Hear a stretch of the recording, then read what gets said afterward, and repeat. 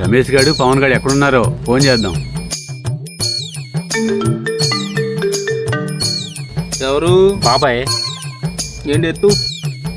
బాబాయ్. అరే రమేష్ ఎక్కడున్నారా? మేము ఆర్డర్ గేట్ దగ్గర ఉన్నాం బాబాయ్.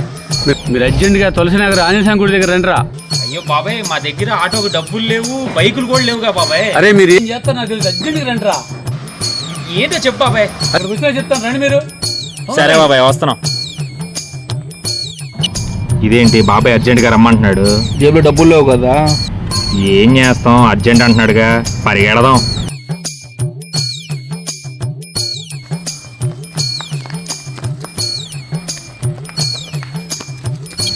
అదిగోరా బాబాయ్.